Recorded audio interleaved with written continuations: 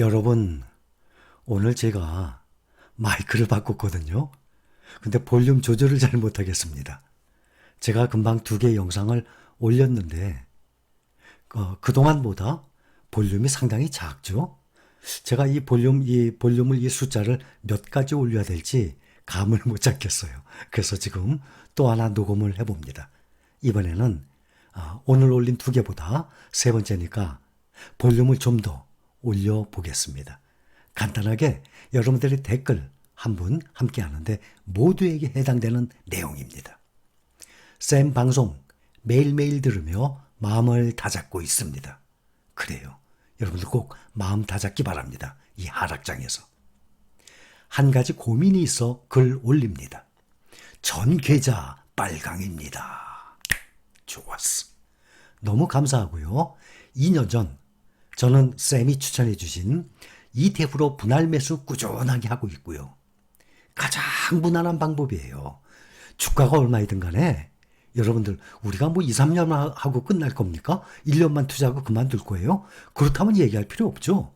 우리는 오랫동안 투자할 사람들이에요. 그러니 주가에 관계없이 꾸준히 돈 나오는 대로 모으세요.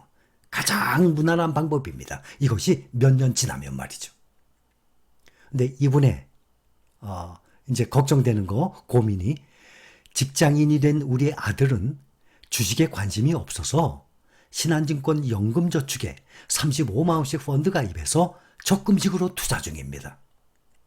제가 하는 방법을 우리 아들도 투자했으면 좋겠는데 아들이 하는 방법도 괜찮은지 아니면 지금이라도 힐링식으로 바꿔야 하는지 궁금합니다. 낮이가 더워도 즐거운 마음으로 여름과 지내볼랍니다. 하셨어요. 이 투자를 하게 되면 이 펀드에다 투자하는 것은 간접 투자예요. 금액만 입금시켜요. 지금 예를 들어서 아드님처럼 35만 원, 50만 원, 100만 원 이렇게 금액만 입금시키고 어느 종목을 사는지 몰라요.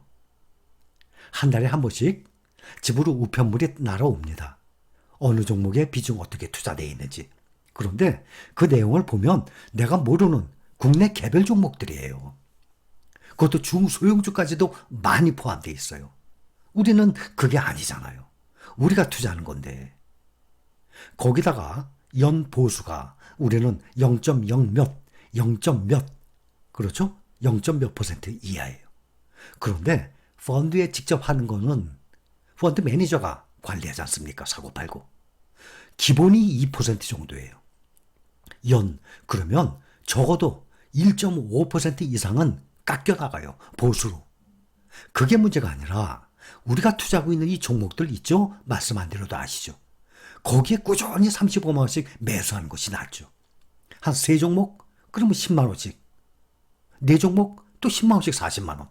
이런 식으로 내가 직접 매수하는 것이 낫습니다. 이렇게 펀드에 가입하게 되면 내가 원치 않는 종목, 또 하나는 내가 원치 않는 사고 팔고 계속 증권회사에서는 계속 이 개인 투자자들이 사고 팔고 하기를 바랍니다. 그래야 수수료 수익이 나올 것 아닙니까? 우리처럼 파는 거는 모르고 사 모을 줄만 알아요. 이런 사람들 별로 환영 안 하거든요. 거기다가 펀드 지금은 가입할 이유 없어요. 2000년대 초에 펀드 바람이 불었어요. 특히 미래에셋, 차이나, 또 인디아, 이런 펀드가 많이 이 붐을 일었었거든요. 저도 그때 한 번 넣었었어요. 말씀을 드렸나? 그때 차이나 펀드에 입금을, 거기다 투자를 해서 딱 100% 2배 수익 내고 난 다음에 딱 팔아버렸었어요. 2000년대 초반이죠. 지금은 우리가 직접 투자할 수 있도록 ETF가 그때만 해도 없었죠, 별로. 지금은 ETF가 쏟아져요. 언제부터? 작년부터. 자, 여러분, 국내 종목 여러분들이 알아서 하세요. 국내 종목에 투자하시든지 해외 미국 종목에 우리가 투자하는 거에 투자하시든지 각자 알아서 하세요. 그런데 이것이 적어도 3년 후에는 수익률을 한번 보시기 바랍니다. 국내 종목 마음에 들어요? 사고 싶은 종목 있어요? 각 한 주씩만 매수해 보세요. 왜냐하면 3년 후에 수익률 비교를 하기 위해서. 아니면 10주씩도 좋아요. 그건 다 알아서 하세요. 그렇게 해서 여러분들이 매수하고 싶은 국내 종목을 각 한 주씩도 좋고 50만 원씩도 좋고 국내 종목과 우리가 투자하고 있는 종목과 비교를 해보세요. 근데 이것이 몇 달 후, 올 연말, 1년 이게 아니라 적어도 5년은 비교해야 되겠지만 5년 세월이 길죠? 적어도 3년 후에 비교를 해보면 정말 내 재산을 불리기 위해서 어디에 투자를 해야 되는지 당연히 답이 나올 것입니다. 우리는 우리뿐만이 아닙니다. 나의 재산을 불리기 위해서는 안전을 찾으면 이것은 재산 불리는 데 불가능합니다. 안정, 안전, 또 원금 보존 이것은 투자를 아예 할 의향이 없는 사람들이에요. 새로운 것에 꼭 도전을 해야만 합니다. 위험을 감수해내야만 부를 쌓을 수 있어요. 내가 가지고 있는 재산을 위험을 감수를 해야만 2배, 3배로 불릴 수 있는 것이거든요. 자, 한 분 더 댓글입니다. 선생님 영상 항상 감사하게 듣고 있습니다. 20년 12월부터 주식 시작했고 조금씩 매수하다 보니 지금 1억 조금 넘게 투자 중이고 6개 종목 가지고 있고 모두 수익 나 있는 상태입니다. 빠릅니다.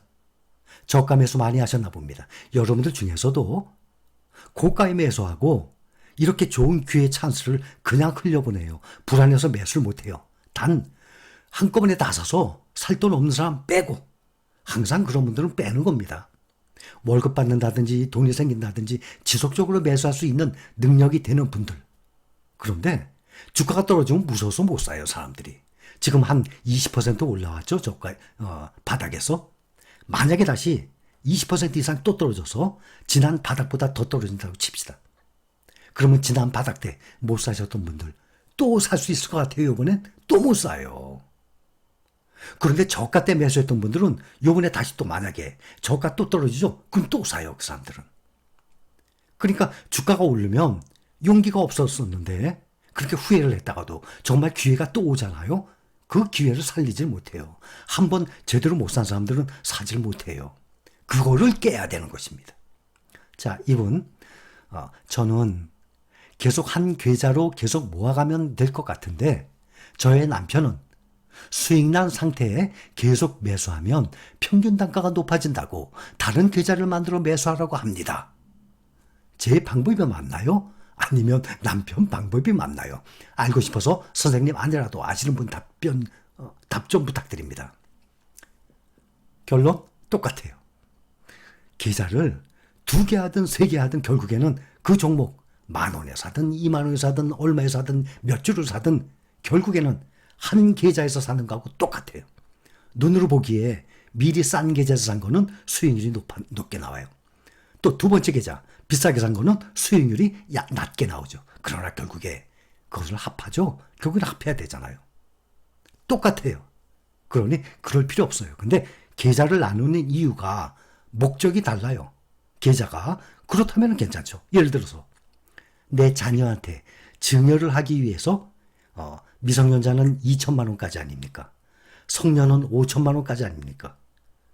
이 세금 없는 게 증여세 없이 이것도 2004년도에 오른 거예요. 2014년도에 참. 2014년도면 8년 됐죠. 2014년도에 미성년은 1,500에서 2,000으로 오른 겁니다. 그때 성년은 3,000에서 5,000으로 오른 거예요. 근데 지금 8년 만에 다시 상향 조정을 한다고 인적공제의 확대를 추진할 예정입니다. 당연히 우리 입장에서는 올랐으면 좋겠죠. 성년 같은 경우 5천이 아니라 1억까지 올리면 좋고 미성년은 2천이 아니라 5천까지만 올리면 증여세 없이 5천, 1억 자녀한테 증여를 할 수 있을 거 아닙니까? 그래서 만약에 새로운 계좌다 그러면 미성년이다 그러면 2천만 원을 만들 때까지 계속 투자를 해서 2천 되면은 자녀한테 증여하기 위해서 이런 계좌 또 어떤 목적의 계좌 이렇게 해서 계좌를 나누는 건 괜찮아요. 그런데 눈에 보이는 수익률 때문에 다른 계좌 쓴다고요? 아니에요. 결국에 그것은 똑같은 거예요. 대신 수익률 계산이 헷갈려요.